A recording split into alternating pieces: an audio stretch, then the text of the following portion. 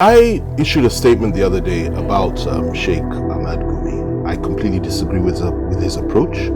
I suspect his motives. I do not trust him. I do not believe he can achieve anything what he's doing.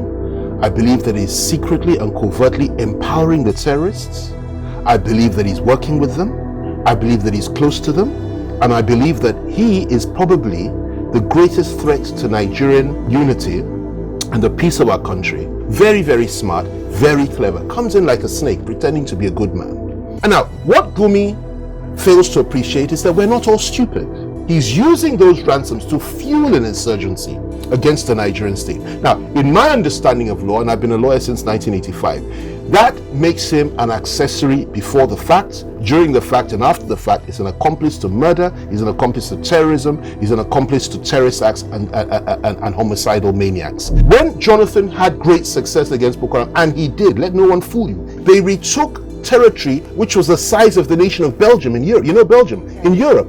That is the amount of territory they retook from Boko Haram. So it's doable. Forget about what people say about our boys that they're not good. They're damn good fighters when they're properly equipped. They're damn good at what they do. Let me tell you, when Jonathan did it, there was an international arms embargo on Nigeria. We had to resort to buying arms with cash. 2, 3 years, 4 years, 5 years from now. And I do not want this. You may have a situation where this country is just a cauldron of fire. In this conflict that's coming, you will have at least 50 million people dead within a matter of years. As bad as it might appear, and it is very, very bad, there are some voices in this government and in this administration, and yes, within the APC, that are very sensible. And there are some voices and people in PDP that are not very sensible. Somebody like Asiwaju Bola Tinubu's wife will get up and say, oh, he's smart now and PDP man. I mean, forgetting that APC members are being killed as well. And it doesn't matter to me what party you're in, what your religious faith is, what region you come from. If you can bring peace as equals, not as master servant, then I'm happy to work with you. And that's the kind of leadership we need more and more of in this country. I'm a great believer in democracy. I deplore the thoughts that some have that you need to have a change of leadership in the country before 2023. I deplore those thoughts. So it seems to me that both the Igbos, the Southeast and the Middle Belt have a very strong claim. It's left to the parties to decide. I mean, who am I to decide for them? What I'm just saying is that we must identify the people that will change the system and make sure that everybody's comfortable with that person. That's for you. That person is likely to be Yahaya. For me, Yahaya Bello is a good candidate. Restructuring is something that is not going to happen in this country. I have to tell you this. President Jonathan came in, tried his best, established the national conference, if you remember, and recommendations were made, but unfortunately he was pushed out. Fine, maybe if a new government comes in, a dynamic leader that is sensitive and understands the importance of this being the only way out of us having a conflict somewhere down the line, that would be excellent. But that's not going to happen under this administration. Our enemies are not our own brothers and sisters, whether Christian or Muslim or Northerner or Southern. Our enemies are outside these shores and they feed on that blood. And they'll come and take our resources, take everything that's ours. If somebody opposes your government or is on the other side or has a different opinion to you, including separatism, I'm talking about the IPOB people, I'm talking about the Igbo people, they're not your enemies. They simply have a different point of view. And it's time for us all to sit down and talk about these differences. And if they insist on having the right of self-determination or referendum, for goodness sake, you cannot deny them that. The way you keep somebody is by being good to them.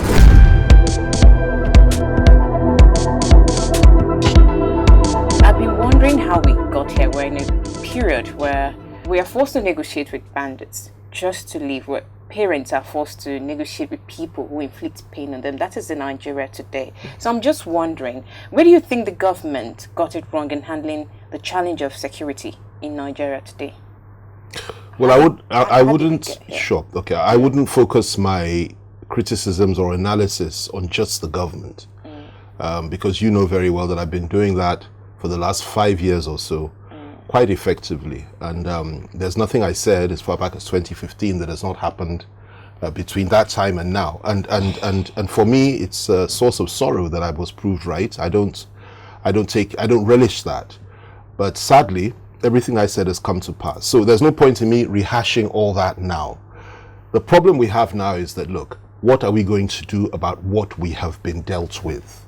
What I mean by that is a situation on the ground that we all have to face collectively. And what role can we all play? There's no question about it that the president and the government has to do a lot more. People have lost confidence in the security situation in the country and in their handling of it.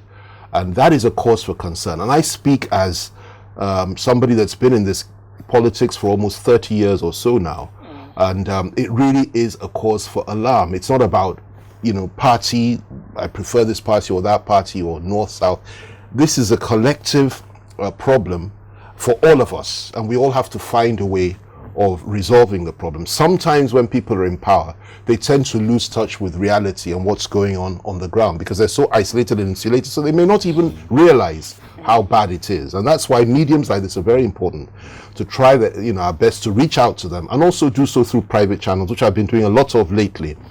And so they didn't do that well. They haven't done well at all. We're in a crisis situation. We're facing what I would call probably the biggest civil war this continent would have ever seen, if not the biggest in the history of mankind. We're going towards that direction if we're not careful. Now, I am not a prophet of doom. I do not really saying this, but we have to start. If you want to solve the problem, you start with accepting the reality of the day. And the reality of the day is that we're heading for a major conflict in this country simply because of the way matters have been handled so far. In fairness to President Buhari, a lot of these issues, have been coming incrementally over the years. It didn't start with him, though it got far worse from 2015. There's no question about that. But it started a long time ago, where you have a situation whereby elements within the political class in this country espouse what I would consider to be Islamist values. Now, I'm not talking about Islamic values, because there's nothing wrong with Islamic values. We have tremendous respect for members of all faiths, Christians and Muslims alike. Even the traditionalists, they have a right to practice their faith. However, where you bring Islamist values, that Islamic fundamentalism values into governance in a secular state, is bound to lead to problems. And that's where we have to start. Quite apart from the issues of good or bad governance, this thing started at the end of the 1990s. This thing started the year 2000, and it went on and on. Started with the implementation or inclusion of Sharia criminal law in our constitution, and then it went on, and the implementation of it, the introduction of it in various jurisdictions in the north. That one was done. People didn't complain. The next thing that happened came Boko Haram. Boko Haram started, it got worse and worse and worse. It got critically bad. And of course, people complained, but nothing was done.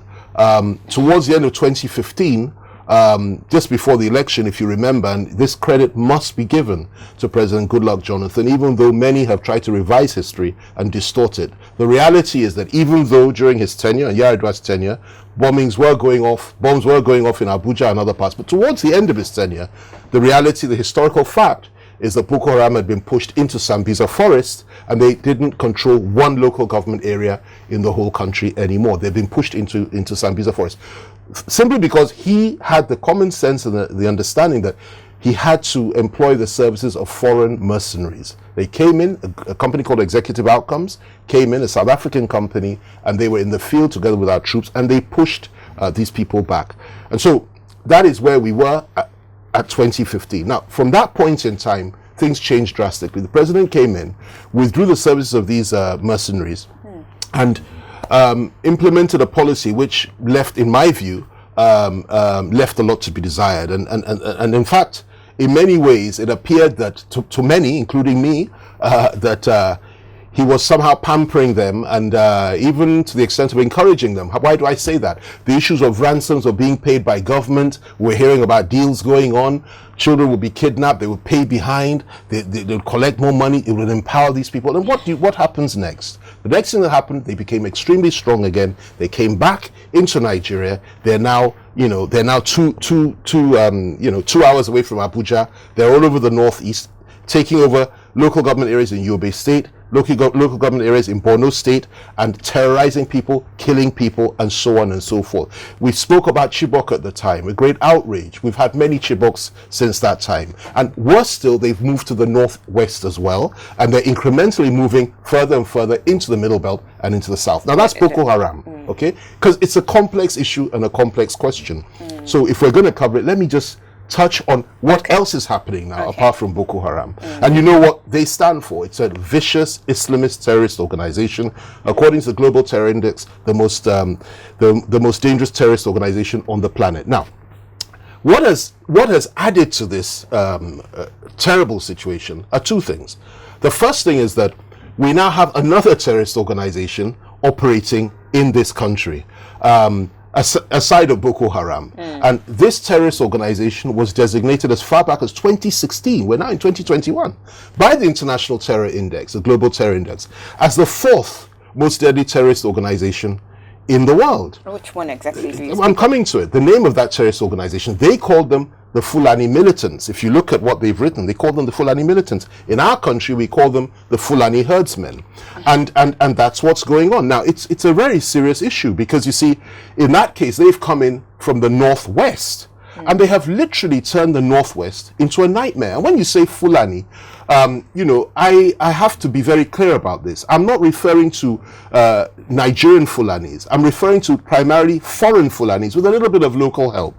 These people are mainly foreigners. And, you know, a lot of people say, oh, there's no distinction. There is a distinction. And I'll tell you why. The people that do these atrocities, commit these atrocities, barbaric people who come in from Chad, Niger, Mali, Burkina Faso, throughout the whole Sahel sub-region and come into our country under the erroneous impression that Nigeria is a state that can be taken over by them and they can call it their own place, their own space on the planet. They've come in and they're not just taking land, they're killing people, cutting people up, removing parts from people and destroying people. And of course, kidnapping has now become the norm with them. And they didn't just operate in the northwest. They've killed people in Zamfara, in Katsina, in Kaduna, all over. But they've gone further now. They've moved into the middle belt. They're killing in Taraba. They're killing in Adamawa. They're killing in Plateau. They're killing everywhere in the middle belt now. And now they've gone down to the south. For the last 2 years, they've operated effectively in the south. You're from the southeast. You know what they're doing there. I'm from the southwest. I know what they're doing there. They're everywhere. The south, everywhere. Killing, maiming, raping. And what's the response of the government? Literally next to nothing. If anything, when people complain, sometimes, I won't say every time, but sometimes government comes in to actually speak up for them and say, well, it's not quite that bad. If you like, give up your land. If you know you want to keep your life, give up your land to them. On other occasions, government has said, even if they come to your house to kill your whole family, don't resist them, don't fight them, simply sit down and pray. I won't mention the people that said this in government because we're all trying to build bridges these days. But the truth is that these are the things that have been said, sort of rhetoric that's coming. And what's the consequence of that? Today, you have the fourth most deadly terrorist organization in the world operating freely throughout our country. Northwest, Middle Belt, and the South. And then you have the first most deadly terrorist organization operating freely throughout our country, primarily in the Northeast, and they're also now in the Northwest, they're also now in the North Central, they're also now in the South. So, and let me tell you the most dangerous aspect of this. I mean, what I've said to you, you already know. Your viewers already know. People live it every day. Southwest has never had it like this. We are totally encircled in the Southwest by these foreign Fulani herdsmen that kill our people every day. Now, this is not news. What is news is this, and this is my greatest fear, which is why I've tried my best to reach out to people because people just don't see this coming, and I see it clearly. The reaction to all this, the resentment that is built up against people who have probably done no wrong of Hausa Fulani extraction, particularly Fulani extraction within this country, the local Fulanis who have done no wrong. And primarily done no wrong, and who are living their lives, and who have suffered as much as anybody else. In fact, probably more. Because I know Zamfara very well. I know Sokoto very well. They are now being seen as the collective enemy of all Nigerians wrongly. So that's the problem of stereotyping. That is the problem of stereotyping. And this is the greatest danger because you see, the reaction to that, once you start demonizing a whole people, even though they were not responsible for what you believe they're responsible, they're not part of it, okay? They are victims of it. Once you start doing that, the next thing, it translates into violence. And we've seen flashes of that in the Southwest and in the South already, where people will say, listen, we are just not interested in these distinctions. There are people who are Fulani extraction from outside our country, whether inside us or we don't care. They're killing our people, and therefore we have to defend ourselves simply because the government has not defended us from these people, which means government must be involved, every Hausa Fulani must be involved, and therefore they're now targeting Hausa Fulani people throughout the South and the Middle Belt. And I think that this is as dangerous and as unacceptable as our own people, that is Southerners, Middle Belters, and Fulanis and Hausas in the Northwest or wherever, being killed by those from outside the country. And that's why I'm telling you that we're entering an era where we as leaders have to be extremely careful what we say and what we do.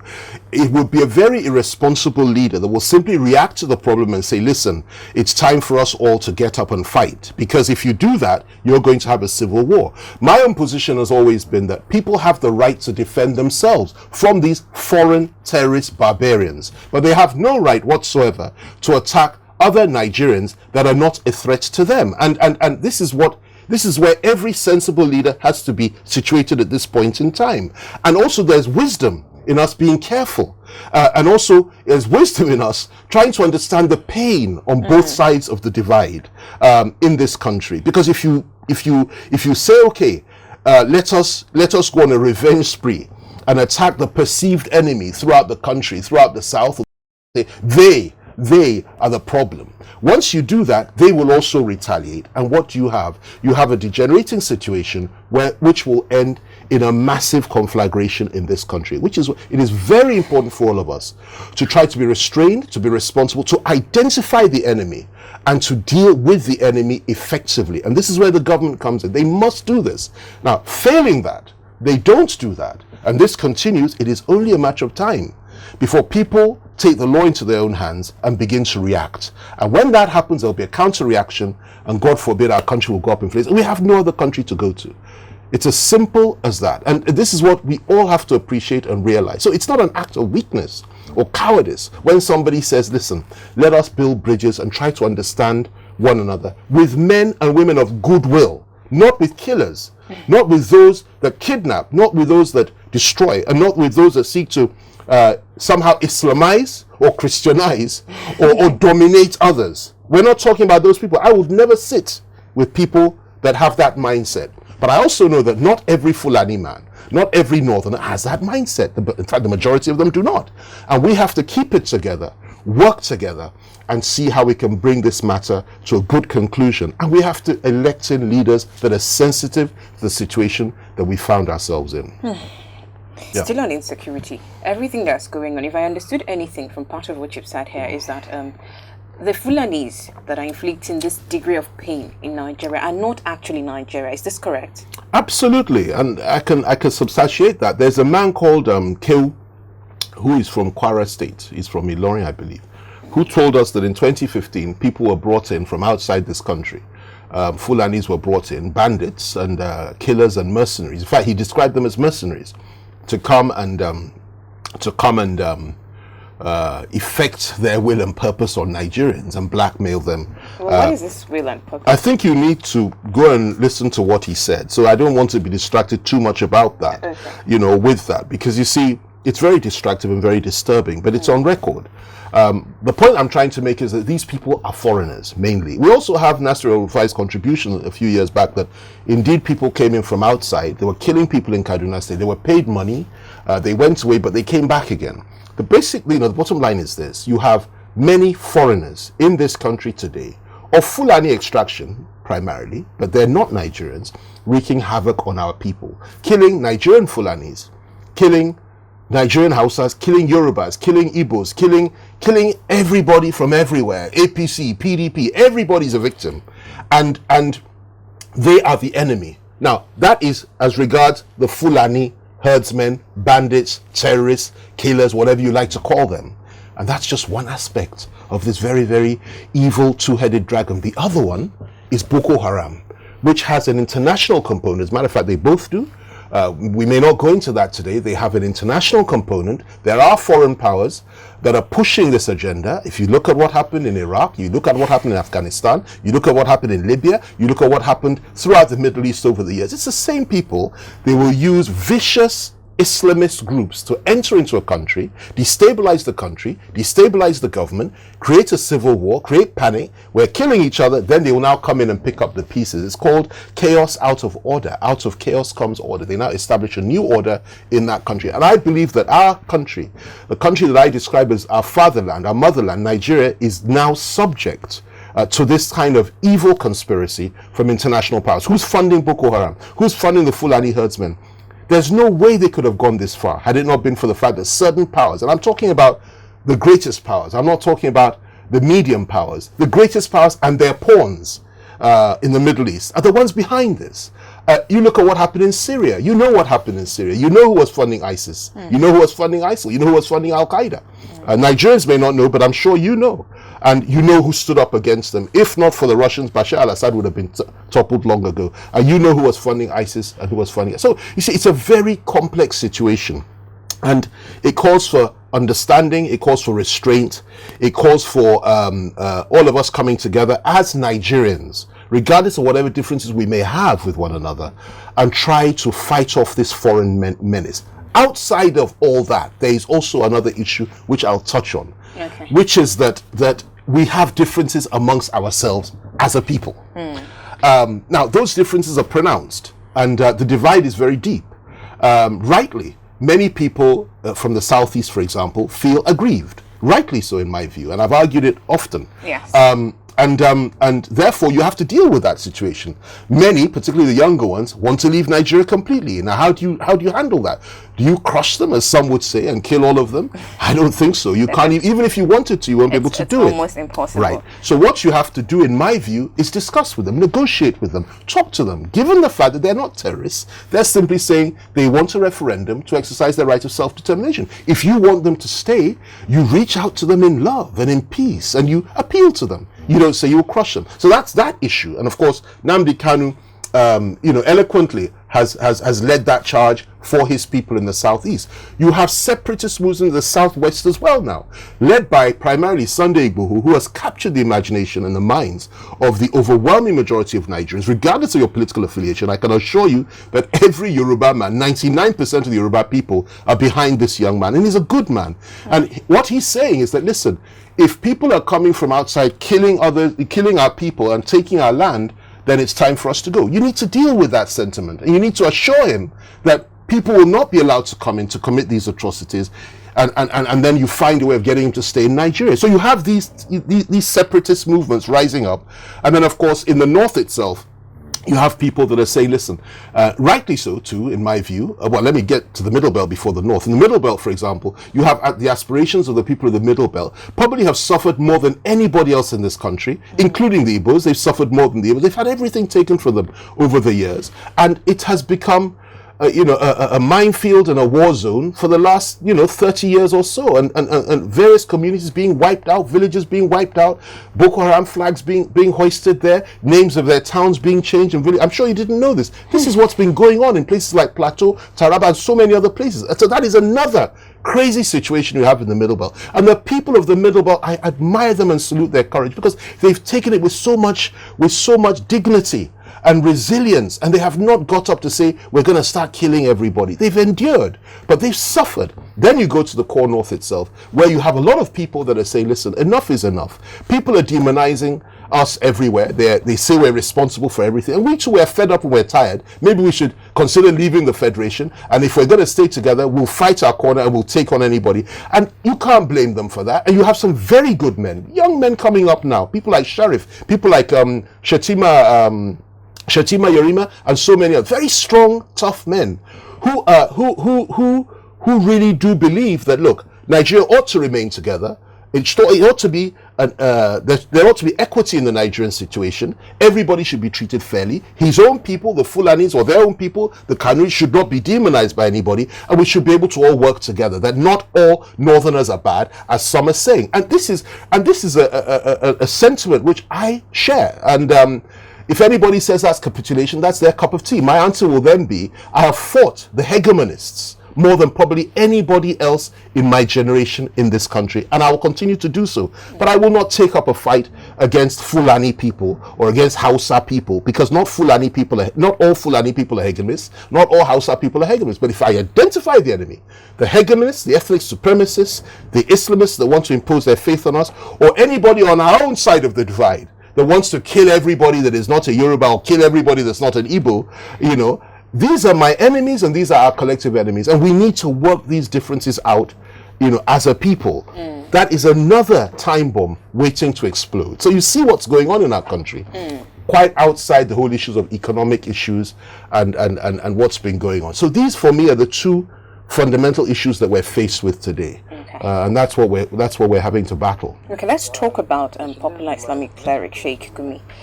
Given the rate of insecurity going on in Nigeria, he began making the news when he started campaigning or canvassing for amnesty, blanket amnesty for bandits, as a price we have to pay for peace, if I may put it that way. He's doing what he's doing, or what he thinks to be the best way to go about it, to ensure that there is peace and stability in the country. What are your thoughts about his approach in handling the security situation in the country? Well, I issued a statement the other day about Sheikh Ahmad Gumi, and I would not be amiss by telling you that I completely disagree with his approach. I suspect his motives. I do not trust him. I do not believe he can achieve anything what he's doing. I believe that he's secretly and covertly empowering the terrorists. I believe that he's working with them. I believe that he's close to them. And I believe that he is probably the greatest threat to Nigerian unity and the peace of our country, even a greater one than Boko Haram and a greater one than the Fulani herdsmen. And I'll tell you why. You see, he comes with the face of what I call stealth jihad. Very, very smart, very clever. Comes in like a snake, pretending to be a good man, and saying that, listen, the killers, the terrorists have a point. They have a point. They've been deprived, they've been denied, and now they're taking up arms, as if to say that the only people in this country that have been denied. They're taking up arms. And you know what? If you don't want them to kill you, or take your children, or take your people, or rape your wife, or take your land, then you pay them money. And now, what Gumi fails to appreciate is that we're not all stupid. Many people may be stupid in this country, but not all of us. That money you're paying goes into their war machine. And he said it himself. He said they'll get the money, they'll use it to buy more arms and pay off their informants. So he's using those ransoms to fuel an insurgency against the Nigerian state. Now, in my understanding of law, and I've been a lawyer since 1985, that makes him an accessory before the fact, during the fact, and after the fact. He's an accomplice to murder, he's an accomplice to terrorism, he's an accomplice to terrorist acts and homicidal maniacs. And he knows where they are. He sits with them. He takes videos with them. He meets with them. He talks to them. He builds bridges between them and the poor victims who have nowhere else to go but him, because they know that he knows them. And yet nobody has asked him questions. And I think that we need to understand the implications of what this man is doing. I, for one, do not believe that terrorists should be given any money at all. The minute you begin to kill, you need to be crushed, you need to be killed, and people need to go in there, and the government has to do this. And if the government doesn't do it, or refuses to do it, or cannot do it, that leaves them open to a charge of collusion themselves. But you, as a president, as a government, have to send in the armed forces to kill those that kill our people, including women and children, take our land, destroy our property, steal us and steal from us, and terrorize us. That's the primary job of a government. But here you have a non-state actor negotiating with terrorists, legitimizing their position, telling the government that they must go to the Central Bank of Nigeria and withdraw 100 million naira to pay for just those children. When I say just those children, I'm saying isolated case, because he's asked for similar amounts for all the other children as well. And telling us that, oh, well, they've dropped their threat, they're going to be nice today, and by the way, I can help, because I can get some released at any time that I like. And of course he does that, waves his magic wand when he's under pressure and people call for his arrest. All of a sudden someone now released. You know what's going on here.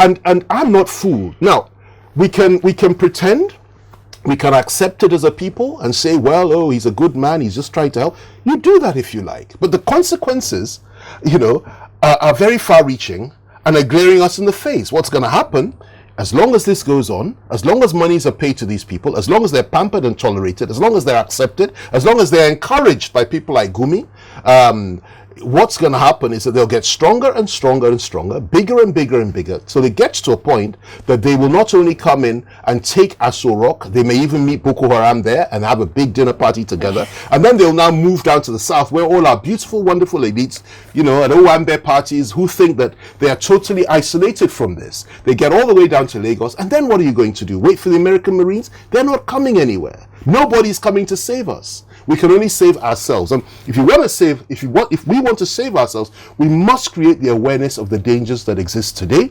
We must encourage our government to do the right thing.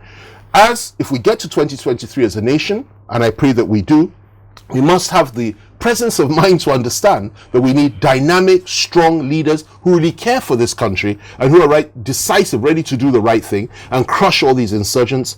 And we must pull ourselves back from the brink, and we must negotiate and discuss with those that feel so aggrieved that they say they want to leave Nigeria forever. We can sit and talk to them because they've not involved themselves in violence. But it's very important. The first issue we need to deal with are people like Gumi and so on and so forth. Now, there's also another dimension to this. I saw a video of him in which he said he was speaking to the terrorists, and he said, "Oh, it's not the Muslim soldiers that kill you, you know, it's the Christian ones. And if you want more sympathy from the people, why don't you stop killing women that are wearing this veil that Muslim women wear, hijab? That you're doing that, you shouldn't do that. You can kill all the others, but don't kill the women, because, you know, you'll get more advising them. He's now their consultant. He's now their advisor. He's now encouraging them. And he's doing this openly with cameras. And this man is sitting with former heads of state like President Obasanjo, sitting with Atiku, a man that wants to be president of Nigeria, sitting with all manner of people in this country. So I believe they sit with him because they think or they believe he's trying to help the country. I'm saying this because the same President Obasanjo is the man who I have, you know, he's my political father. I have immense respect for him, and I worked for him, and he's a good man, great man actually. Father of the nation as far as I'm concerned. He also had the presence of mind to come out 2-3 days ago to say that it was irresponsible and wrong for anybody to pay ransoms. So how you can marry that and sit with a man like Gumi, I don't know. Maybe Gumi asked for audience so he could explain his position. But as far as I'm concerned, anybody that has dealings with the terrorists, whatever type of terrorist you are, Boko Haram, or you are a Fulani killer, or whatever it is you call them, bandit, herdsman, you know, or mercenary or militia, whatever you are.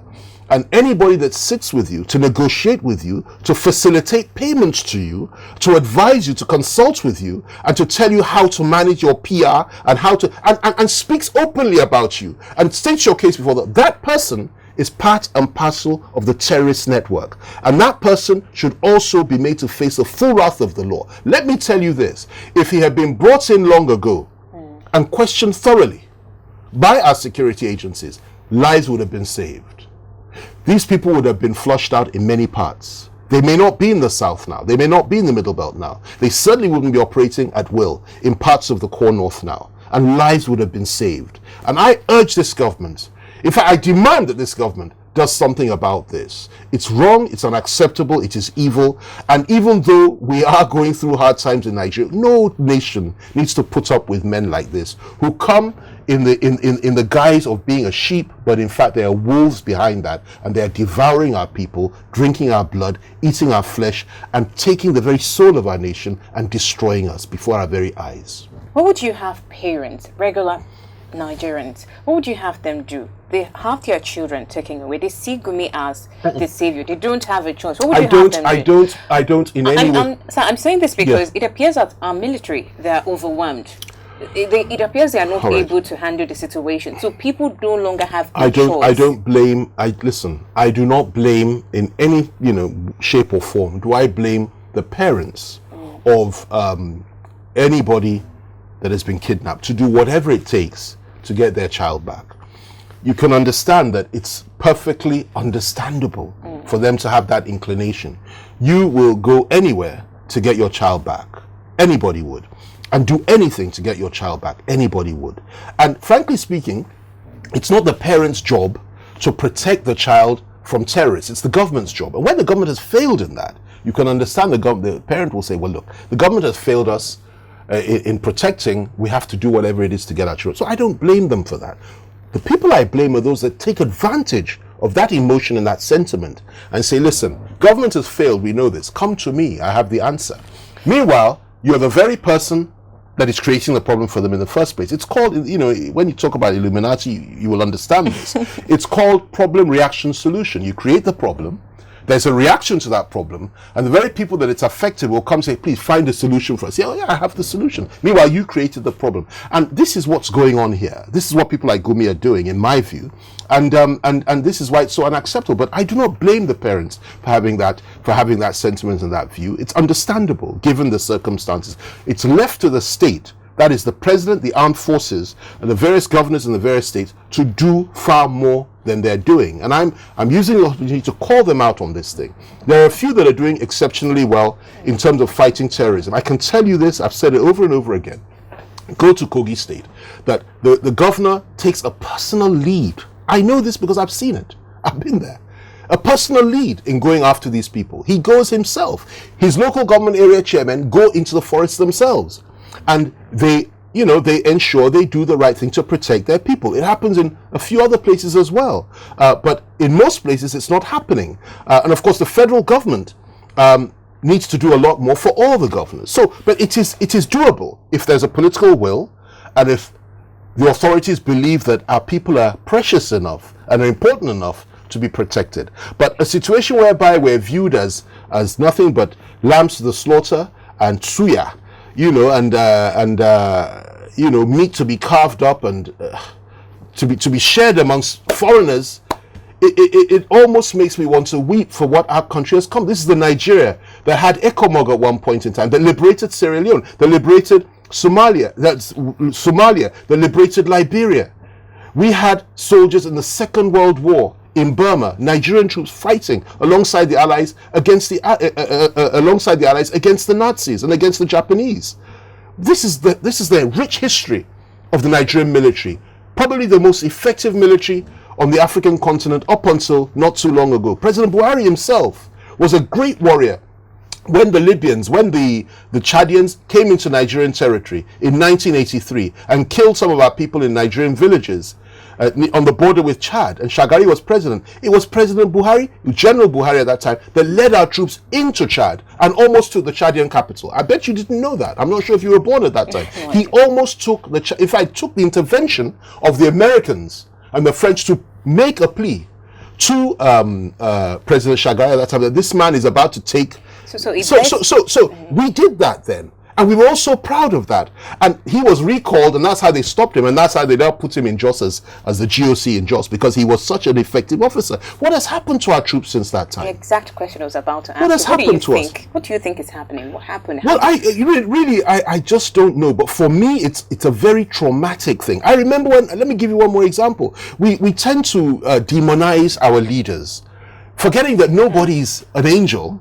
And nobody is a demon. Everybody has a little bit of dirt on them. Everybody has made mistakes. Someone like Abacha. Let me tell you, I opposed Abacha's administration effectively. I was in exile then. We fought him. But let me tell you something Abacha did that made me so proud. When the Cameroonians came and occupied Bakassi, and General Abacha got up and said, they better leave. Otherwise, he is going to throw them out. And immediately, he mobilized our troops. I've never felt so proud. And he marched down there, led by a gentleman by the name of General Olatunji Olarewaju, a Yoruba man, led our troops down to our eastern border, to Bakassi, to prepare for battle against the Cameroonians and the French. They had French troops in the trenches in Bakassi against our boys.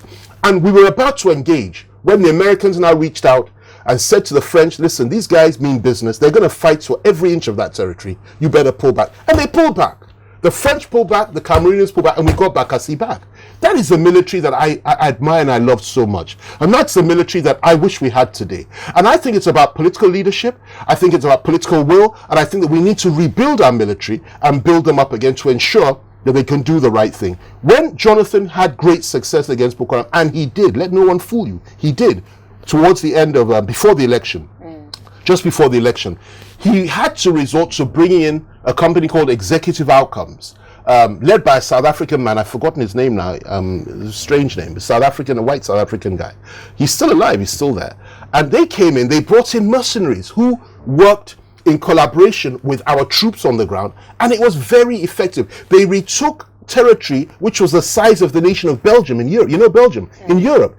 That is the amount of territory they retook from Boko Haram. So it's doable. It's doable.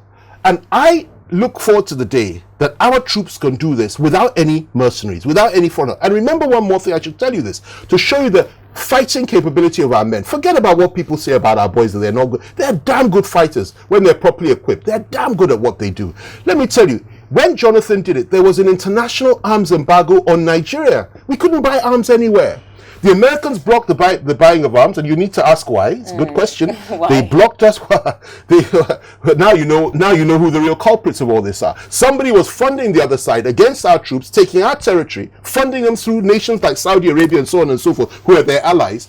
You know, Boko Haram come in. It's a pattern, okay? And you are now telling us as a nation that we cannot buy arms. You will not allow us to buy arms anyway. International arms embargo. And even the Israelis wanted to supply arms for us. You blocked it. You blocked our arms purchases everywhere. So what are we going to fight with? We had nothing. We had to resort to buying arms with cash, if you remember. And we did that. And we brought in foreign help through mercenaries because nobody else was ready to help us. The Ukrainians sold arms to us, by the way. They're the only country that did. And yet we managed to push these people back with such a collaboration. That is what we need today. You collaborate with anybody that is ready to work with you, even if it's a private company. Bring them in, deploy them to the northwest, deploy them to the northeast, deploy the might of the Nigerian military to the forests of the southwest and to the south. Eliminate every single one of these foreign terrorists, every single one of them. Move them out of our country, seal our borders, build a giant wall like the wall in Game of Thrones. Okay, you see Game of Thrones. Build a giant wall. And then we now sit down and we now iron out our differences amongst ourselves. Call in Nnamdi Kanu, call in Igbo, sit down and talk to them, call in everybody, talk to everybody. You know, and the guys from the north, Sharif and all of them, call them in, you know, and Shetima, call them in and let's have a discussion as to how we're going to move forward so that the future of our people will be a better future. What we're faced with now is so daunting. And you know, it takes a dumb person not to understand the implications of what's going on. You need to be so dumb. Let me explain to you why. Let me paint the scenario for you. Okay. 2, 3 years, 4 years, 5 years from now, and I do not want this. I do not wish this, and I pray I'm wrong, and if I'm wrong, I'll be the first to say so. And I pray God intervenes before then, and I trust that He will. But let me tell you what may happen. You may have a situation where this country is just a cauldron of fire. You have a situation where civil war, 3 years, 3 million Igbos were killed, including 1 million children. In this conflict that's coming, you will have at least 50 million people dead within a matter of years. The whole of the West African sub-region will be destabilized. You will have Nigerians in their millions in places like Ghana, places like Togo, places like Cotonou, will be third-class citizens in those countries. Those who can afford it will move to the West. That's if the West will have them. Some will move to America, all over the world, scattered everywhere. A scattered people with nothing, with nobody. And they will treat us like filth everywhere in the world. A country that was the greatest and strongest black nation on earth would now have been reduced to nothing. Why? Because we couldn't even manage our own differences. We couldn't seal our borders. We couldn't protect our women and children. And we're always squabbling and fighting one. Oh, I don't like Fani-Kayode. I don't like Yaya Bello. I don't like this. I don't like that. I don't like Buhari. I don't like Obasanjo. Excuse me to use this language on this program, but when the shit hits the fan, you will like each other by force because everybody else in the world will hate you with perfect hatred and treat you with contempt. And I'm saying to you, this is what war does. We must never allow a war in this country again. We are already more or less at war, but it's with an enemy that we can still come together and deal with. But if the other one starts, that is brother against brother, or if it's based on faith, or if it's based on ethnic, ethnic nationality or whatever it is, and we start, such wars do not end easily. And the whole of the international community will laugh at us. First, they'll sell arms to us. They'll take pleasure in laughing at us. They'll come in. They'll set up refugee camps all over Africa for our people. And you know what? They'll just come and pick up the pieces, send in troops to seal off our oil fields and so on and so forth, put gunboats on the coast so they can secure their oil supplies, and just allow us to kill each other. We do not deserve this. We do not want this. It must never come to this. The way to avoid it is to bury our differences, come together, work it out, and most importantly, fight the common enemy and stop them from destabilizing and destroying our country and causing us to turn on one another. Let's talk about how this administration is handling this security challenge. How do you feel about the way the current administration is handling security? Well, what do you think? I mean, it's not rocket science for me to answer that question. What do you think? I mean, clearly something has gone wrong. And I'm not going to sit here. Look, listen, I've criticized them more than anybody else over the last few years. What I will tell you, though, is this, that as bad as it might appear, and it is very, very bad, there are some voices in this government and in this administration, and yes, within the APC, that are very sensible. And I'll tell you this, which a little story which a lot of people don't appreciate. And there are some voices and people in PDP that are not very sensible. We have sensible people in opposition, and we have people that are not sensible in opposition. We have sensible people in government. We have people that are not sensible in government and in the APC. So it goes all around. Now, let me tell you this. You must criticize when you need to criticize and oppose, and I will do so vigorously, and I've been doing so, and I will continue to do so. However, you must also give credit where it's due. Okay. A few weeks ago, there was a major issue in this country which would have led to a civil war. And Nigerians are very complex people. They should be rejoicing every day and celebrating at the fact that we didn't go off, or we didn't go over the cliff at that time. What particular incidents? Some appreciated it. Those that were right at the top, who, particularly some of the elder statesmen, I won't mention names, who reached out and thanked a lot of people for the role they played in that conflict. But it would have led to a major crisis, and it would have started overnight. And nothing would have stopped it had it not been for the fact that, there was an intervention. And I'm talking about a situation where we had a food embargo on the south by the northerners. And a very effective embargo, as you know. Prices started rocketing in the south. Yes. People were suffering as a consequence of it. To buy a goat in some parts of Lagos was now 1 million naira from 100. And if it had gone on for another 2 weeks, of course, what would have happened next would have been people in the south who would have started taking it out on northerners in the south, and there would have been a lot of tension, and eventually it would have escalated into violence. And what a lot of people don't know about that is that behind the scenes, clearly and openly, there was an implicit threat by elements within the north, led by groups that I will not mention their names here because we settled the issue. But I met some of these people who had told us and told the government clearly that, listen, we're just not interested anymore. We are going to target and we are going to attack southerners in the north. Why? Because during NSAS, we had X amounts of our people killed in the south. During the Shasha riots and killings in Ibadan, we had X amount of, and they had the names of all the people killed. They had how they were killed. All the details were there. And said, listen, we're just not interested anymore.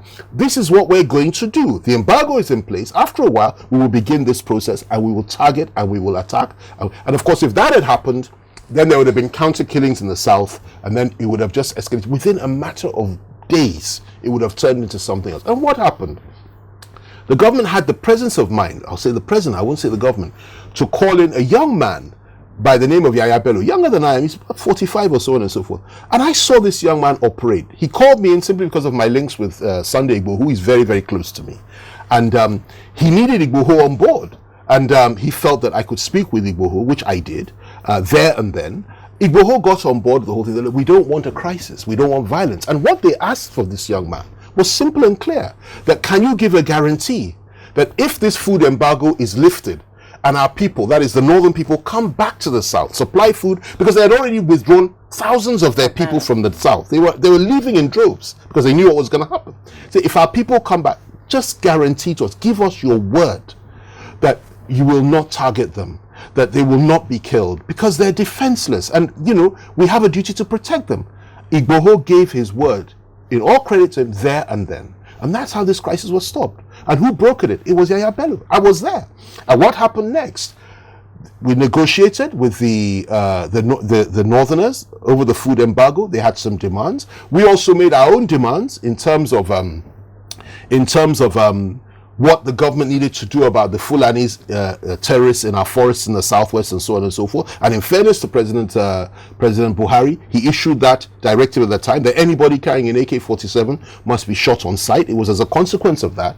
And what happened at the end of the day, within 3-4 days, because there was talking, bridge building, communication between all sides, everybody, some of the governors of the southwest were approached and informed. They may not have been directly involved, but they were informed. There and then we called them on the phone. I won't mention their names. Other southern governors were involved. Other northern governors were involved as well. Everybody was carried along, but it was done covertly and quietly.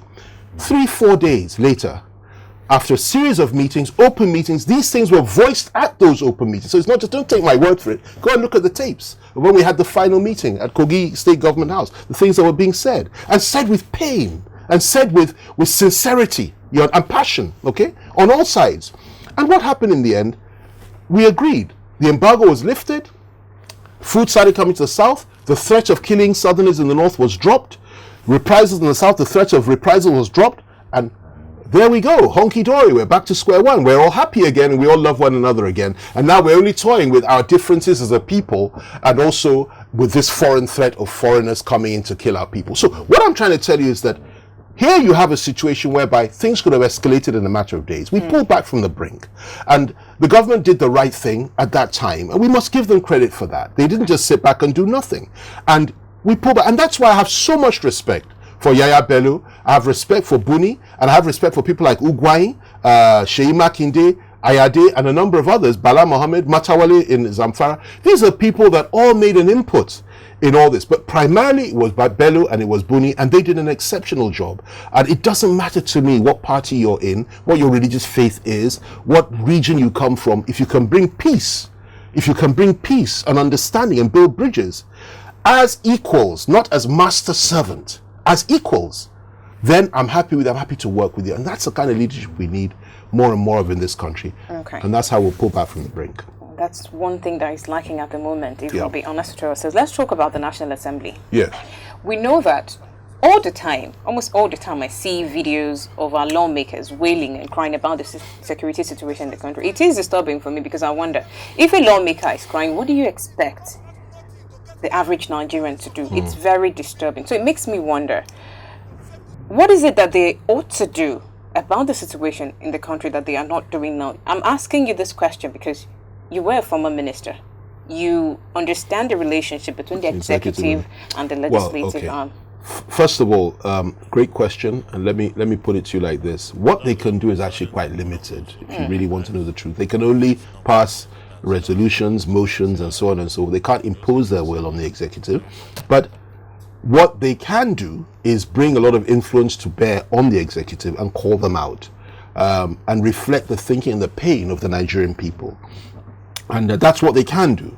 And in a normal setting, a civilized setting, a setting in which everything works, that would now propel or compel the executive to do the right thing. Because these are people that are across party lines. I mean, all the parties are reflected in that place. What I mean by that is that you have members of both parties within the chambers. And when they speak with one voice, it's bound to be compelling on any government. And so that is what can happen. Now, let's look at it in the context in which we're operating. You have a situation where in this country today, there are three arms of government. The judiciary, executive, and legislature. The judiciary has not been functioning for the last 1 month. So they're out of it completely, which tells you already, we have a major problem, okay? People that are looking for bail, they're just languishing in prisons, no judges, it's unbelievable. That is so you see there's a breakdown there. Yes. Then you come to the legislature. Now I must tell you this, that I'm actually very, very impressed with some of the contributions that have been made by members of the National Assembly in both houses. Look at a man like Smart Adeyemi, Senator Smart Adeyemi, who is an APC member, a very senior one, who has been a senator for many, many, many years. I think he's about the third or fourth term senator now. And who got up and he gave a remarkable speech, reflecting the sentiments and feelings of the overwhelming majority of Nigerians today, literally shedding tears and saying that what is going on in our country. He's an APC man. And he spoke so well, and he didn't care that it is his government it is his party that's in power. Okay? You have others in PDP that have also spoken so well about this and have demanded, an adequate response from the government. So they are all doing their best, and I would want to encourage them to continue to do their best to keep the executive on their toes and compel the executive as much as they can, as best as they can, to do the right thing. At least they're saying the right things. I think that they could go a lot further if the leadership of both houses, and of course the Speaker of the House, good friend of mine, I've known him for over 40 years now, Femi Fani-Kayode, great guy, okay, very, very forthright and very, very tough man, good man. I sincerely hope that he will be able to express the sense of angst and anger and outrage that his members in the federal house have constantly expressed to him privately and on the floor of the house about the situation in the country to Mr. President. I'm sure Femi will do that. He's not somebody that takes rubbish easily. He's somebody that's very forthright. I can vouch for that. So I'm sure he's doing his best. The Senate, the President of the Senate, I really don't know him, but I do hear that he's a good man too. I hope that he will also do the right thing and keep on telling the President the situation is very, very bad. Something needs to be done. So that's what they can do. And I urge them to continue to do it. And they've been doing it to a certain extent. You do have some irresponsible voices there who have made this into a party issue. Somebody like Asiwaju Bola Tinubu's wife will get up and say, oh, he's smart now and PDP man. I mean, forgetting that APC members are being killed as well. And, you don't play politics with it. It's a very serious issue. So you do have a few silly voices there, but the overwhelming majority of senators and House members have done exceptionally well. Look at somebody like the leader of the minority in the House, my good friend, Ndidi Elumelu, has also spoken very, very well, tried his best. He spoke well on the Pantami issue. He spoke well on the insecurity issue. He spoke well on so many other issues. These are the kind of people that we need in this country to speak out in defense of the Nigerian state and the Nigerian people. So that's just it. Okay. Do you think a change in leadership would have any effect? Leadership of what? Of the country? Yes. Of the country? Yes. Well, yes, in 2023, I don't believe in unconstitutional change. Okay. I'm a great believer in democracy, but I do believe that what we're facing now is a very dangerous situation. And, I deplore the thoughts that some have. I completely reject them. I deplore them, that you need to have a change of leadership in the country before 2023. I deplore those thoughts because, you see, people that say that don't even understand the nature of military governments. I was one of those that was in Nadeco. I was one of those that fought against the military during the time of June 12th. And also, I did the little I could. I was much younger then. And then I went into exile for some time in Ghana. And we did all that we could with many of the leaders that we have today, the older ones, and to fight the military. Whether it was President Babangida's government, he stepped aside because of the annulment. Then Shoneko came in. We fought Shoneko's government. Abacha came. We fought Abacha's government for many, many years. And many of our people were killed. Many were exiled. Many were tortured. Many were kept in cells, underground cells for years. We know what it's like. We know what it's like. So anybody that talks about that, is literally playing with fire, because if that happens, forget about all your rights and liberties, forget about anything. Just know that we're into another mess, and it'll take us a long time to get out of that mess. So the preferable way of doing things is to continue to agitate. How much longer is it? A couple of years, whatever it is. Continue to, and then next time, get it right. Don't vote based on sentiment. Vote based on your convictions, and understand that this vote you're going to cast will mean everything for the rest of your life. You will suffer the consequence or reap the rewards of that vote. And this is what scares me about Nigerians. Do you know the funny thing? Should I tell you the truth? Yes, please. What scares me the most is that no lessons have been learned. And that we're about to enter 2022. We get into 2022. That's time elections begin. And the parties will come up with people that have absolutely no idea. And you already they're banding a few names here and there. In PDPO, it's only down to about 3 or 4 people. Absurd. Ridiculous. In APC, it's down to about 3 or 4 people. It's absurd. And they'll put them out there, and then we now get one of these people. And I can assure you, none of them can change this country. None of them will even have the inclination of changing it. None of them even understand the complexities of this country. And neither are they interested in stepping on toes and breaking eggs and changing the country. There are a few who I have immense faith in. I go back to Yaya and a few others who are younger, decisive, and very, very tough, and know what to do. There are a few like that in the younger generation. But if you keep talking about the people that were ruling us yesterday and will come back and you've got to be kidding me. Nothing is going to change. I won't mention names. I don't want to offend anybody. But for goodness sake, we need a new set of people that will come in and do what needs to be done, not those that will sustain the status quo and allow this terrible situation to just simply continue. I asked the question because I know you may have heard about the coup. The presidency raised an alarm about a coup attempt. So I was going to ask you about that. What do you think about the alarm by the presidency? What do I think about the alarm that was blown? Yes, they said there's a coup attempt. Well, it's left to them. They must come up with the evidence to show us that there's a coup. If there's a coup, then I urge them strongly. If there's a coup in the offing, I urge them strongly to name those behind it. Why? Because Femi Fani asked them to do the same. So did the Northern Elders Forum. So did the Ohanese. Do something about it. That's your job. I mean, if you won't protect us against Fulani herdsmen, you won't protect us against Boko Haram, at least protect us against any kind of military insurrection. The truth of the matter is that, some believe they're just chasing shadows. Others believe it's the real threat. Whatever it is, that is their business and their prerogative to do something about it. That's their job, to sustain democracy and to keep us in a democratic setting. But to do that, you have to have the hearts and minds of the people with you. You have to work with the people, understand their pain, understand their challenges, understand their situation. You don't treat them with contempt and act as if it doesn't matter. Oh, we have another 2-3 years, so you just live with the pain. It doesn't work like that. When you treat somebody like that, they begin to think of all sorts of things just to get you out of the way. And we don't want that. So it's important they're sensitive to the pain of the people, the yearnings of the people, and do something to appease the people, so that even if anybody's planning such a thing, it would be met with the full force of the Nigerian people. Say, look, we're not going to accept this. We may not like what the government is doing. They may have shortcomings here and there, but we're prepared to stand and defend democracy. Nobody will try and plan a coup in that kind of atmosphere. No sensible person would do so. Since you mentioned this, let me just add this. There is one thing that worries me, though, and that's this. And I'm a historian, and we learn a lot from history, and also from studying current affairs and what's going on around us. It is interesting to note, or relevant, that in the West African sub-region, there are 3 countries that have been plagued more than all the others by Islamist insurgency and rebellion. And literally wars are raging in those 3 countries.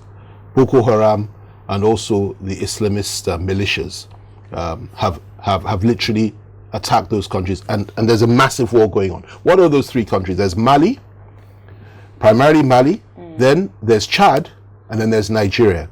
You have these forces in places like Burkina Faso and so on and so forth as well, but not as pronounced. But those 3 countries, very, very pronounced. You have them in Niger too, but not in the way you have them in those 3 countries. Now, what has happened over the last 6 months? 6 months, in just 6 months, look at what has happened. In Mali, there was a coup d'etat, and the military came in, ostensibly on the grounds that the government were not fighting the Islamists hard enough. The president of that country was poisoned, and then he was sent out, and he died 2-3 weeks later. That is number one. You now go to Chad. Again, the president was on the front line, and they said that he was killed by the rebels, when in fact, when you saw his body, it came from the back and half his back was blown out, and there was a military takeover. His son became head of state, and 5 of his generals and his ADC were killed immediately after the head of state was murdered, which suggests to some that it was an inside job. Again, people felt that his handling of the war against Boko Haram and the insurgents was not effective enough, despite all the noise he was making. He was taken out. A military government has now come in. Nigeria is the only one left. And I'm very, very worried, because I'm guided by history. I'm guided by the circumstances that we're in. And we need to be exceptionally careful. We need to pray for our country, pray for our nation, pray for our president, no matter how much we might oppose him. Pray for everybody in this country that we do not have a situation whereby there is some kind of intervention again.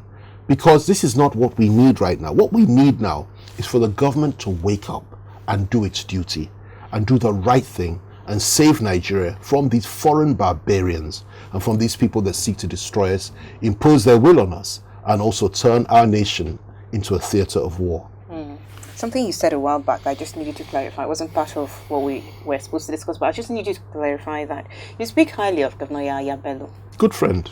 It appears you are canvassing for him as president 2023. I wouldn't. Well, look, listen. Let me just put it to you like this. First of all, there's nothing wrong with canvassing for him to be president in 2023. Well, many people seem to, listen. I have told you I know virtually every player on the block. I've been in this game for 30 years, and I saw what he did. It's not because he's my friend or like a younger brother to me. It's not because of that. I like him. We're very close. But it's not because of that. I saw what he did. Many of the governors are my friends. Many politicians are my friends. But I saw what he did in those 3 or 4 days. And I base my judgment and my assessment on what I witnessed. His ability to turn a very dangerous situation around, and his ability to bring everybody to the table. Look, let me tell you, okay, let me give you an example. And you can cross-check, you can confirm this. The people that did the embargo, they're still alive. Speak with them. And there are many involved, people like Comrade Abdullahi, the leader of the Northern Consensus Group, and so many others, and the unions, they're all there. Ask them. They went as far as to say they will not sit with any other person except Yahaya Bello. I was there. When we went to the villa afterwards, they repeated it to the villa with good results. They told them, if not for Yahaya, I wouldn't even sit with anybody. We're fed up with government. We're fed up with everybody. We don't trust anybody. Yeah? He managed to bring them to the table, and they were comfortable with him, and he honored his word to them. The people from my own side, that is Igboho, would never have given a commitment to anybody else had it not been for Yahaya Bello. Now, these things I'm saying are very weighty, but it's the truth. He's alive. Ask him. He said, if not that it's Yahaya and you, there's no way I will see such a thing. I can't guarantee anything as long as our people are being killed. That's what I would have said. But he didn't say that. He had confidence in this young man. He is decisive. He is clear thinking. He's very, very tough. Reminds me of me 20 years ago, actually. And misunderstood by so many people. And of course, he has enemies everywhere, like any young man he would have in a political. So even enemies within his own party, within the PDP, everywhere. But destiny is something that you cannot take away from anybody. And only God knows what our tomorrows will be, great and positive and blessed, I hope, each and every one of us. But if God has said so, why not? I'm not God. He's a good man, and he will do a good job as leader of this country. And let me also add this. There are 2 zones in this country that have never enjoyed the privilege of having a democratically elected president. One are the Igbos. They've never had it. They've never had it. Okay?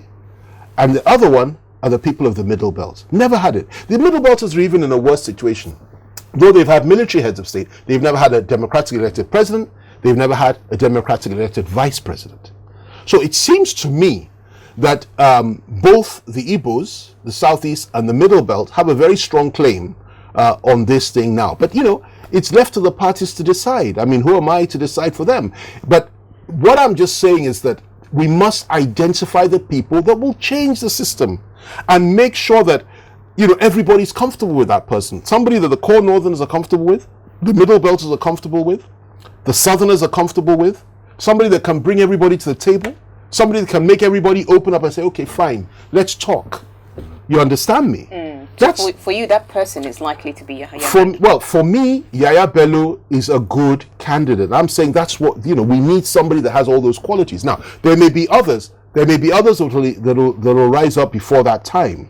But what I'm trying to tell you is that when I look at all the other names that are being bandied about and mentioned, and of course you have others in the Southeast, you have a man like Ugwai, excellent governor, one of the most, if an Igbo man is to be president tomorrow, I would recommend him any day. You have a few others too, Umahi and a few others, but Ugwai is exceptionally good, And you have Yorubas like Sheyi Makinde and others and Kayode Femi. But let me tell you, okay, the important thing for us to do now is first fix our country.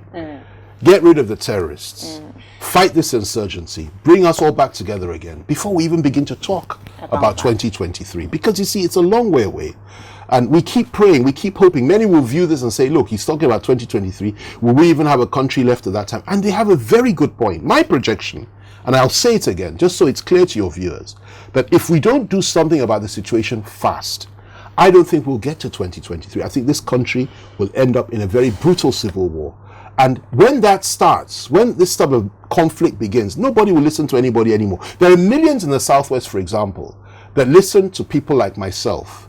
We say, okay, let's restructure the country. Let's work together. Let's, if you want self-determination, maybe later on down the line, we might even make you change your mind. Let's try and manage it. But if it gets to a point that blood is being spilt over and over again, they will just simply say, we don't want to hear your voice anymore. That listen, our guns will speak for us. We've tried and it doesn't work. And that's what I pray will never happen in this country, because it will affect us all, every single one of us, and we have nowhere to run to. You just mentioned restructuring, and it crossed my mind. Where do you stand on restructuring? I think, for me, let me tell you, restructuring is something that is not going to happen in this country. I have to tell you this. It's a hope, and it's an ideal, and it's something that we've been fighting for. Even I remember when I was in government. I left government in 2007, many years ago. I'm a veteran, many years ago. Okay, and we were speaking about it at that time during the President Obasanjo's regime, and because we the background we came from was Nadeco and all that, and so we were very, very radical. And many other young people in the government at the time that fought for that, and so, but of course it never happened. He left office. Yar'Adua came in. He wasn't even considered. President Jonathan came in, tried his best, established the national conference, if you remember, and recommendations were made, but unfortunately he was pushed out with the help of Obama and others, and in comes Buhari. And Buhari's first statement was that he doesn't even know what the meaning of the word is, threw the reports away, and we're back to square one. So where are you going to restructure? How are you going to do it in this situation, in this atmosphere? Fine, maybe if a new government comes in, a dynamic leader that is sensitive and understands the importance of this being the only way out of us having a conflict somewhere down the line, that would be excellent. Yes, it can be done. But you need the political will from the center, which is why I'll say it again. Whoever comes in 2023, assuming we get to 2023, will now determine what's going to happen in this country, whether we'll have war or whether we'll have peace. Good man comes in, restructures the country, makes everybody feel comfortable, does not allow any tribe or any ethnic nationality to persecute or destroy or kill another, and fixes the security situation. Then you will have a Nigeria that we can now sit down and say, okay, let's talk about all these other issues of IPOB, issues of Oduduwa Republic. Let's talk to everybody. Let's see. And if they insist on having the right of self-determination or referendum, for goodness sake, you cannot deny them that. The way you keep somebody is by being good to them, not by forcing them. But that's what we need. Now, restructuring would be a good step to diffuse the tension. Like Baba Adebanjo said, the leader of Femi Fani-Kayode, restructuring would be the way to ensure that, okay, something is being done. We're devolving power from the center. Let everybody feel as if they're in control of their own destiny, in their own zone, their own whatever it is. Okay? That would go a very long way. But that's not going to happen under this administration. And to restructure, you need constitutional amendments. You need the support of 2/3 of the houses of assembly in the country. There's a power of veto on it. So it's not going to happen. It's a dream. And that's why I'm saying the only answer for this mess that we're in is to first of all urge the government to do something about this insurgency so it doesn't kill us all and the whole country doesn't implode. And then secondly, immediately after that, get in a new set of leaders that are very sensitive to the times and are in touch with reality and that can see the dangers and are pragmatic, decisive, strong, and will say, listen, we'll put Nigeria first and Nigerians first. Not my tribe, not my ethnic group, not my anything, but Nigeria first, and we will look at the yearnings of the Nigerian people and do the right thing. That's what we need. Do you see that happening? I do, funnily enough. If we get there, I do, simply because there's a God in heaven that rules in the affairs of men, and that God will never leave us to just destroy ourselves and waste this opportunity. And God will never allow the conspiracy of the international community, and there really is a conspiracy. Oh, it's not Nigeria. Why are you talking about international community? People that talk like don't even understand the way the world works. I'm a bit confused. Help me understand this conspiracy. Listen to me very carefully. Like I said it earlier, there is an interest amongst elements within the world powers to turn this country into a theater of war. I mean, I've said it earlier that there's I want to know on what basis do you say simply this? Because why do people What happened in the First World War? Why were some people interested in creating chaos and causing a First World War? Because they wanted, how come there was a Second World War? What happened? What led to it? What really happened? How come there was a Cold War? Every war, there's a story behind it. And, there are foreign powers, interest groups, economic groups, interest groups, foreign powers that are interested in taking you down, carving up your country, turning your people into nothing, and taking your resources. Why was there a war in Iraq? Why did Gaddafi have to go in Libya? I mean, why do people have this desire to go and get Libyan oil? You take Gaddafi out, scatter the whole country, create chaos there, take all their oil and their resources, their mineral resources. Why do people do that? Ask the devil. Ask the people that allow themselves to be there. Why do they go into Iraq and do the sort of things they did? Oh, weapons of mass destruction in Iraq. We've seen it. Colin Powell, all of them, George W. Bush. Oh, yes, let's go in there and let's go and do something about it. You get there, they tear the country apart. Hundreds of thousands of people are bombed and killed. You get there are no weapons of mass destruction, and you've changed the leadership, you've carved the country up in its chaos. Afghanistan, what happened there? It's the same thing over and over again. Syria is the worst case. Absolutely horrendous. I followed that closely. I wrote about it over and over again in those years. Had it not been for Russia, Assad would have gone, the country would have... And what was happening? An Islamist rebellion. ISIS was the one leading the charge against a secular government that was protecting the interests of Muslims, moderate Muslims, Christians, and Shia Muslims. And you wanted to take them out. And their soldiers were carving out the hearts of people and eating them in front of the TV cameras. Now, why do people do this? What is it? I don't know. Ask them. Ask the devil. All I know is it's nothing but evil. And I'm telling you, that evil eye has been focused on Nigeria for some time now. If you think that the whole situation we're facing, and we've been facing over the last number of years, since 2007 when Obasanjo left, in terms of Islamist rebellion, and if you think it's just a Nigerian problem, or that it's just something that we did ourselves, or we're doing to ourselves, you are completely wrong. There's a much bigger picture to this. There are some people, some powers in this country that are interested in destroying Nigeria, dividing Nigeria, turning us into a cauldron of war, because they know we won't separate lightly, we won't separate in peace, and they want to destroy us. And they made a projection that by 2015 Nigeria would be at civil war and would have been divided. If you remember that, the Americans, it didn't work because of the resilience and the understanding, the patience of the Nigerian people with and for one another. Because we always say, oh, we don't like each other, but at the end of the day, you know something? You watch the Nigerian team playing football, and you will see against a foreign country, you will see how everybody comes together and says, listen, Nigeria first, we want the Nigerian team to win. So when push comes to shove, we may have differences, we may want to go our separate ways, but we'll talk about it and see the best way to solve. But these people are not interested in that. They want carnage. They want our blood to flow. They want our flesh to be hacked. They want it to be destroyed. They want our hearts eaten. They want our wives and our children to be raped and murdered. They want carnage. They want chaos. And then they want to establish a new order. Most importantly, they're interested in our oil. They're interested in having another pool of slaves for them. They're interested in chaos and carnage and destruction, and to destroy what would have been and what is the most beautiful lady on the African continent, a great country, a great power that it once was, that held so much promise for the black man throughout the country. Now, why would they want that? I don't know. Ask Satan and ask them. It's their agenda, not ours. But God still rules in the affairs of men. And when I say this, I'm talking about the deep state. I'm not talking about an individual president. I was a great supporter of Trump because I know that Trump was against this agenda. Trump pulled back foreign American forces from every single... He was not interested in this, which is one of the reasons they had to get him out at all costs. A lot of Nigerians don't appreciate or understand this. But those of us that know what's going on in this national understand it very, very well. Now, the situation we're in now is that the very people that said that effectively supported the Islamist agenda and the terrorists to take over Libya, to take over Syria, to attack Iraq, and also to bring in a new order in Nigeria, which had its baggage, are the people that are back in power in America today. That's the reality. Biden was the vice president to Obama. And Obama, in my view, committed atrocities. Oh, average Nigerian. Why would you say Obama has anything to do with this? We love Obama. They don't understand. And you can't blame them. So if you want to talk about the involvement of foreign powers, talk about Britain. Talk about America. Talk about France. Talk about the conflict between France and America on the African continent. Talk about the inclusion and the incursions of China. It's a very complex plot. And then the fact that the Russians are not here in full force, which in my view It's a very sad testimony because they ought to be.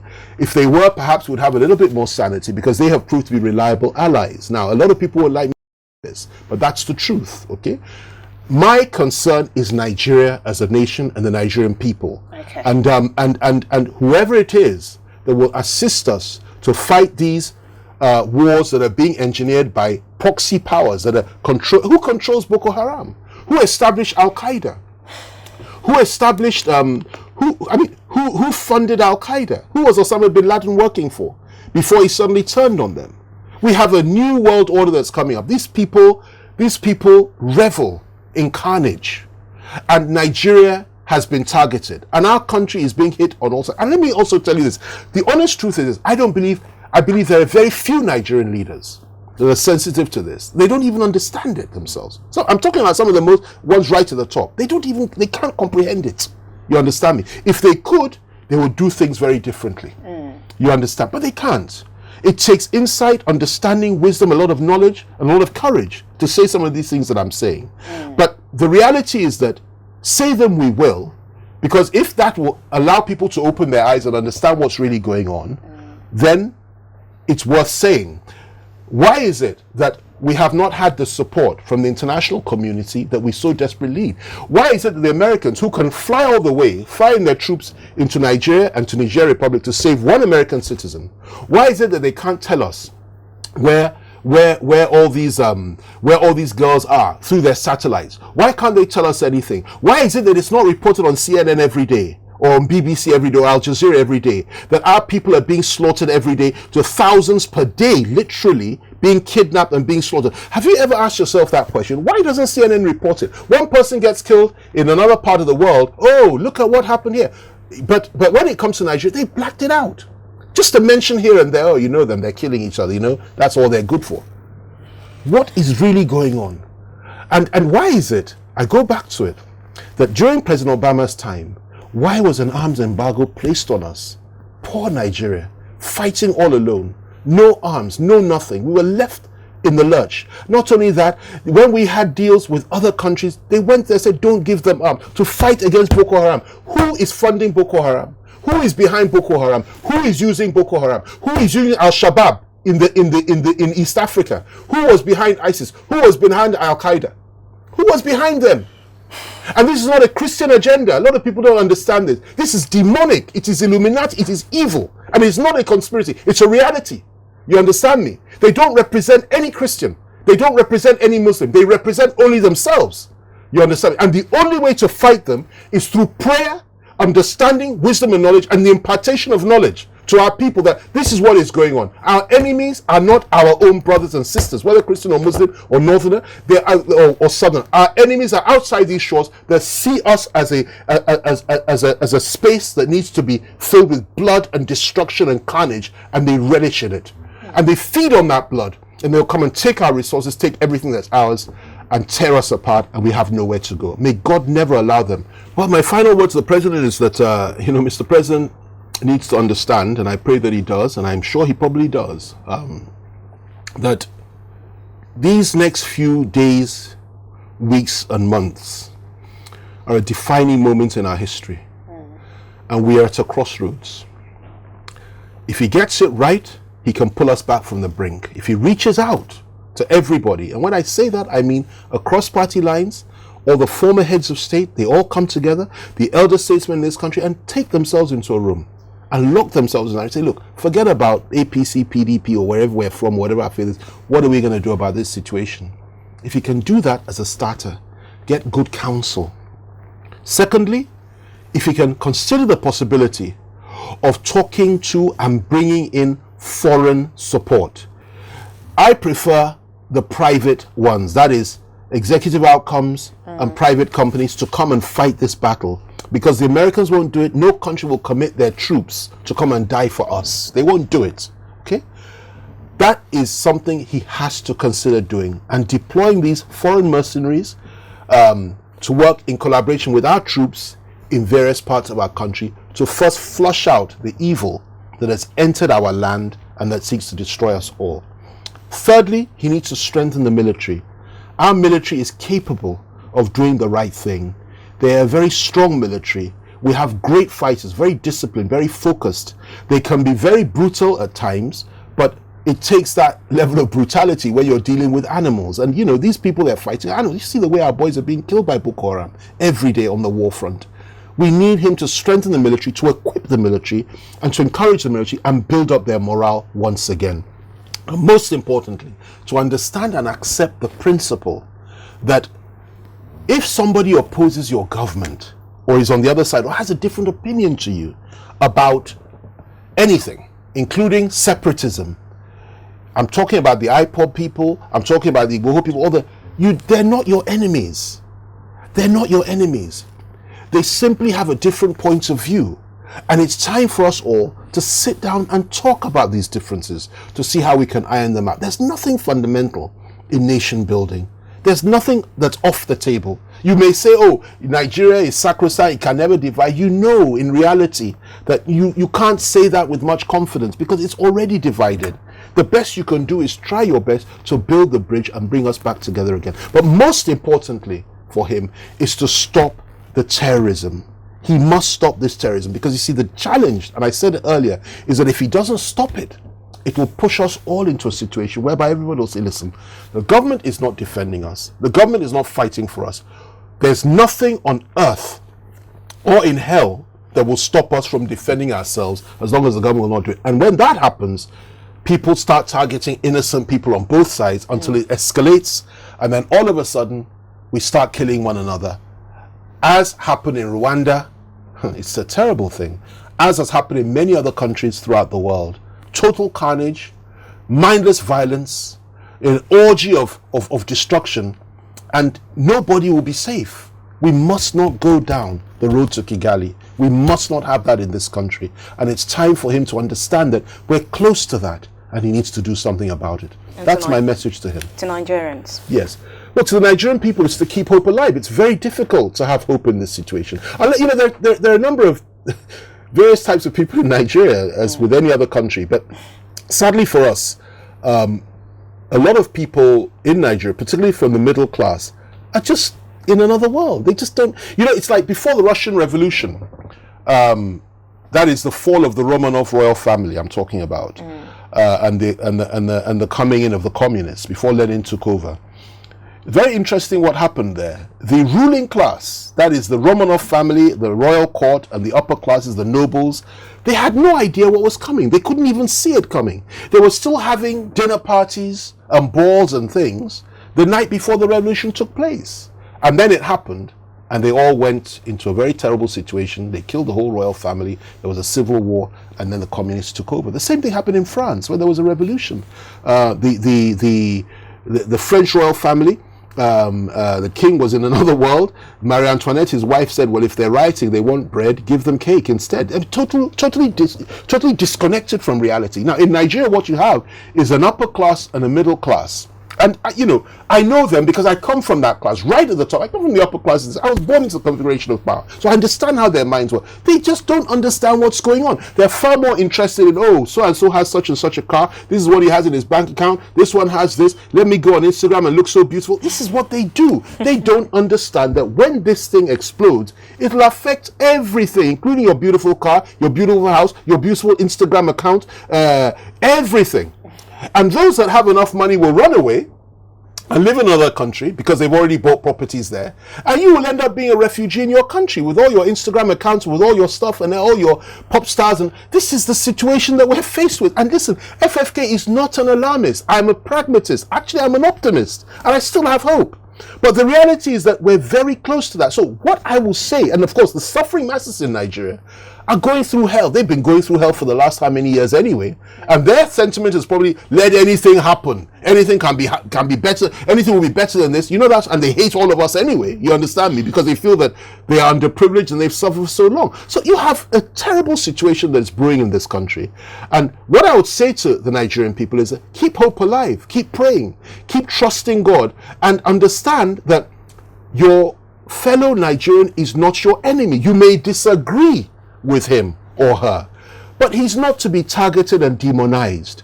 He's not to. You can't say, oh, you hate all Fulanis, you hate all Yorubas, you hate all Igbos. No, you've got to understand that Everybody, every tribe, every ethnic nationality has some good and some bad. And we need to treat each other with respect and with love. And the last thing we need to do is to start planning violence against one another or conflict against one another.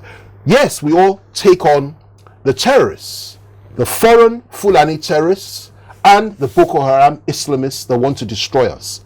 But that does not mean we should say we don't have anything good to say about the leaders of the North that are moderate, or the leaders of the South that are moderate, or the leaders of the Middle Belt that are moderate, or the people of those respective zones that are moderate, and simply want to live their lives in a modern nation state like you and I. We must come together as a people. We must ensure there's peace in our land. We must insist on better governance and stop selling your votes and your birthright. Stop following people that you know cannot run this country. Stop selling your birthright. Stop saying, I don't mind some ancient coming in again. Oh, as long as, he can give me a little bit of money, come on, if you do that again in 2023, assuming we get there, there'll be no hope after a while. Then we will enter that carnage we're talking about. So we must be sensitive to the times. We must understand that God has given us the power to determine our own future and make the right choices. You make the right choice, good things happen. You make a bad choice, terrible things would happen. It's left to us.